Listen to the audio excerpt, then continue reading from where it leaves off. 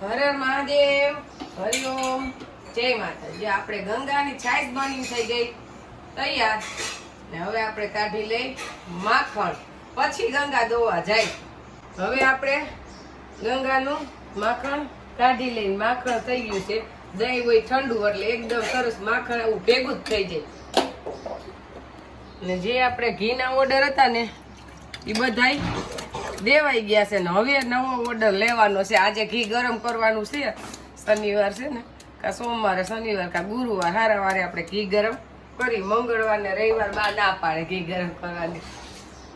એનું કારણ શું હોય છે એ નથી ખબર, પણ આપણે મોટાને પૂછીને એટલે એમ કે મંગળવારે રવિવાર ઘી ગરમ ન કરે. હે બા એવું હોય છે? એ ખબર નથી કોઈને, પૂછીને તો ખાલી એમ કે રવિવારે મંગળવાર ઘી ગરમ ન કરે એમ. એટલે આપણે ઘી ગરમ ન કરતા, બાકી એમ કરી. આપણે ચૂલો રાખ્યો છે મેળી ઉપર, ઘી ગરમ કરવા માટે જ રાખ્યો છે. આપણે રસોઈ બનાવવા તો ઉપર પહોંચાય નહીં, વાડીએ જવું ઘેરે ને એમાં ફટાફટ કામ પતાવવાનું હોય. એટલે ઘી ગરમ કરવા તો ફરજિયાત ધીમે તાપે આપણે ચૂલે જ આવીશું. ઘી આપણે ચૂલે જ પકાવી, હાવ ધીમે તાપે. જો બકડિયામાં ઘી પાકીને થઈ જાય તૈયાર. આપણે ગંગા દોઈને આવીને સીધું ઘી ગરમ કરવાનું કામ જ હાથમાં લીધું છે. એટલે બધા વાસણ આયરે નીકળી જાય. હાવ ધીમે તાપે પાકે ને એટલે ઘી થાય સરસ ગરમ એમ. ચૂલે તો ઘી સારું જ ગરમ થાય. આપણે શાક બની ગયું, લોટ બંધાઈ ગયો. અને અત્યારે તો ગરમી, હવે ગરમી આવી. હવે એમ થાય કે ઉનાળો આવ્યો. અત્યારે લગન તો ઠંડુ વાતાવરણ હતું, તો અત્યારે રસોડામાં તો રેવાય જ નહીં. ફટાફટ પંખા વયા જાય ને. આપણે પંખો દેવાનસિંહ પપ્પાએ ફિટ કરી દીધું, પણ તો ગેસ નથી આવતો એટલે પંખો તો બંધ જ રાખવો પડે. તો શાક આપણું બની ગયું ને હવે એમાં ધાણા ભાજી આપણે નાખી દઈએ. છોકરાઓને બટેકાનું શાક જ ભાવતું હોય. અત્યારે ગમે એવી તાજી ધાણા ભાજી હોય તો સીધી લંઘાઈ જાય, ગરમી જેટલી છે. વાડિયાથી આવી ગયા અને હવે નૈના બનાવે છે રસોઈ. પણ એવું લાગે છે કે નાઈટ કેમ જમાડવાની હોય, કેમ એટલો બધો લોટ.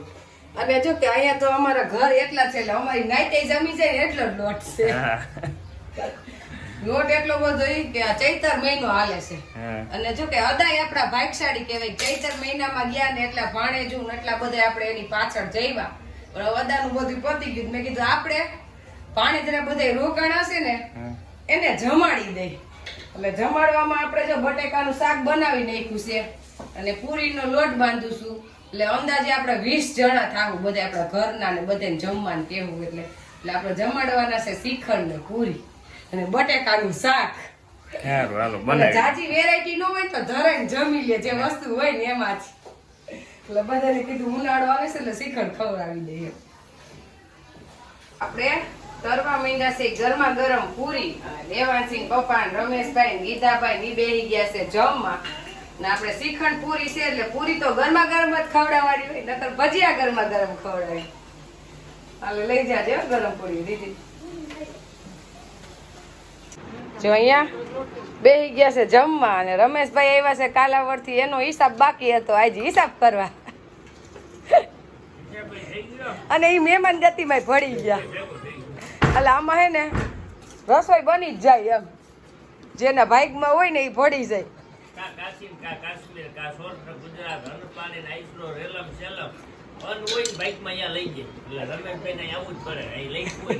બની ગયું હોય અહીંયા. અને અહીંયા પૂરી વણાય છે. બા દિવ્યા બેન ને રીધિ પીરસે છે, જમાડે છે. ને હું પૂરી તરું છું એટલે હવે બધાને પછી જમવા બેહાડતા જાય. અત્યારે ટાઈમ થયો છે રોંઢાના 4:15 અને આપણે ઘરેથી નીકળી ગયા છીએ કાલાવડ જવા માટે. બા, હું ને દેવાનસિંહ પપ્પા આપણે જાય છીએ બાના માટે સાડીઓની ખરીદી કરવા.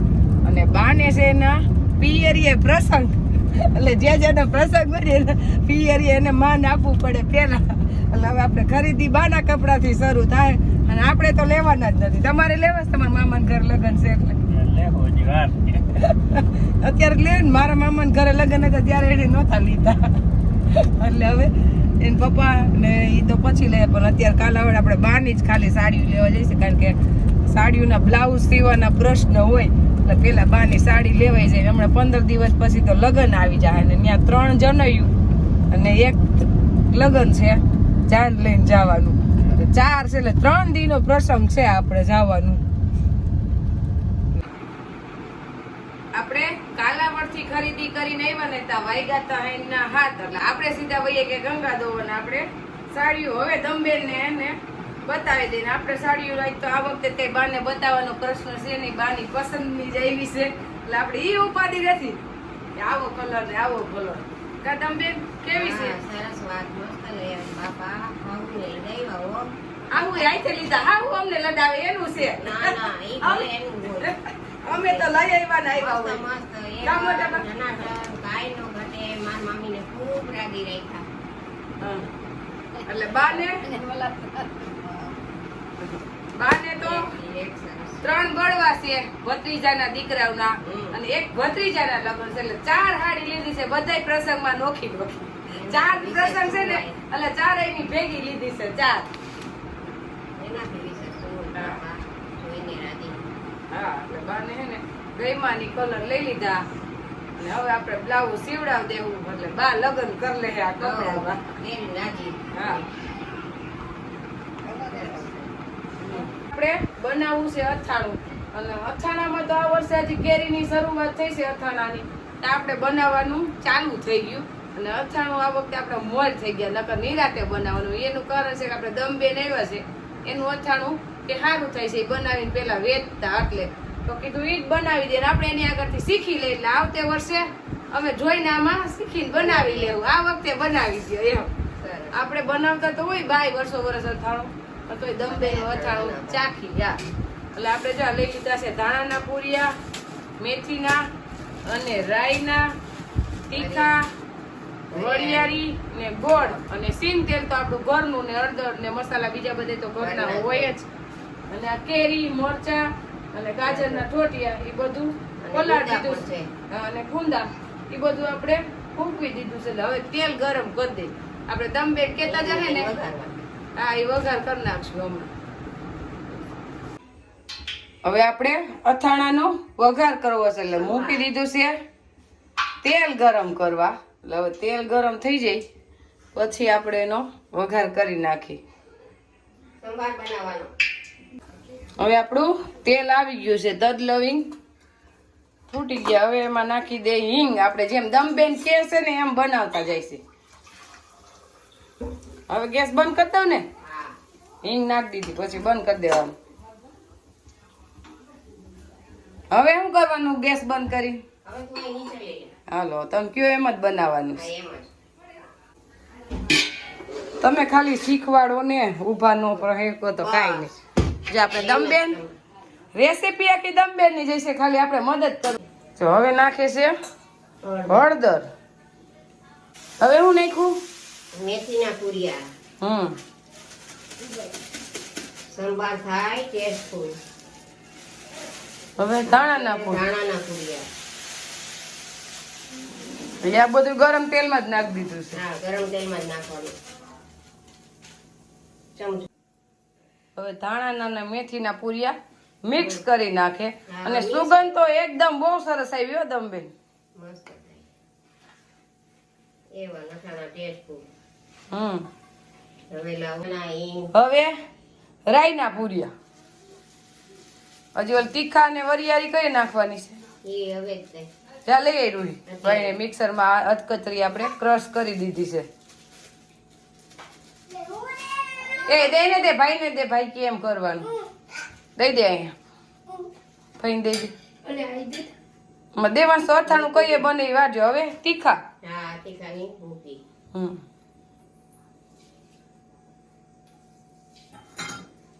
હવે એવન વરિયાળીનો ભૂકો એટલે અથાણું ગરમ ન પડે. હવે મીઠું નાખવાનું ને. હા, પૂરિયા ભૂકો. હા આપણે કેરીમાં તો મીઠું નહીં. એમાં તો મીઠું પડી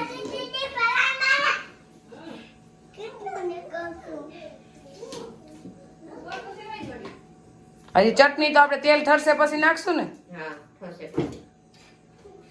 આપણો મસાલો એકદમ તૈયાર થઈ ગયો એટલે આપણે થોડુંક ખાટું અથાણું બનાવવું છે, બીજું મીઠું બનાવવું છે. આપણે ગોળ તો તૈયાર થઈ જ ગયો છે ખમણી, એટલે ખાટા માટે આજ મસાલો કાઢવાનો હોય ને તમે તીખો મસાલો. તીખું કાઢી એટલે આમાં પછી મિક્સ કરી દેવું કેરી બધું, એટલે ખાટું થઈ જાય અને થોડુંક ગળ્યું થઈ જાય. સુગંધ બહુ આવે શું તમે બેન મસાલાના વઘારની? મસાલો. જો હજી કેટલો કાઢવો, બહુ કાઢવું નથી બસ કરવું. બસ બસ વાહ વાહ. હવે ગોળ મિક્સ કરી દઉં ને. ગોળ આમાં. આમાં ગોળ કરી દઉં. કેરીમાં. હા આમાં ઓલા પૈસા ભેળવી નાખશું. હા હવે આમાં આપણે ગોળ નાખી દઈએ. ગમે છે ધાને ઉપાડી ગઈ અથાણા. હા. બીજો તો હવે આપણે ગોળ મિક્સ કરી દીધો છે, એટલે ગોળ હરખો મિક્સ કરી દઈને આ આપણે ખાટું કાઢી લીધું છે. સુકવણી મિક્સ કરી. હા હવે શું કહું, હજી આ બધું વીકું નાખી દેવાનું ને, એ બધું આપણે કલાક એક જ વીકવું છે, આખો દિવસ નથી વીકવું, એટલે અથાણું સરસ પોચું થાય. આ કેરીની શેરું ને એ હુકાઈ જાય ને તો અથાણું કડક થઈ જાય ને. કડક થઈ જાય. ગાદી વાર નો અને તેલ આપણે અત્યારે જોઈ એ પ્રમાણે નાખ્યું છે, પછી એવું લાગશે તો પાછું ગરમ કરીને તેલ આમાં ઠારી નાખી દેવું. કેમ હા. એ છેલ્લે બનીમાં ભરતી વખતે જરૂર. અને અમારો દીકરો આ વિડીયો પાડતા શીખી ગયો છે. હા આપણે આમાં કેરી ને મોચા, ગાજરના ઠોઠિયા ને ગુંદા બધું બોરામાં નાખીને હવે મિક્સ કરી નાખી. હજી કાંઈ આમને ટોપમાં 2 દિવસ હલાવવાનું ને. હા. ખૂબ હલાવવાનું. ગોળ ઓગળે. એટલે સરસ થઈ જાય અથાણું. અને અત્યારે તો આપણે કીડીઓનો પ્રશ્ન બહુ જ છે, એટલે બહુ સાચવીને રાખવું પડશે. એટલે કીડીયું ન ચડે ને ચોક માસું ફરતો. આ ગરમી બહુ છે ને એટલે કીડીનું પ્રમાણે બહુ છે. અને અથાણું આપણે આટલું બધું એટલે બનાવ્યું છે કે આપણે દેવાંશી રૂહીને હોસ્ટેલમાં લઈ જવું હોય અથાણું, બરાબર છે. એટલે જાજુ જ બનાવ્યું છે. બેણી ભરીને લઈ જાય ને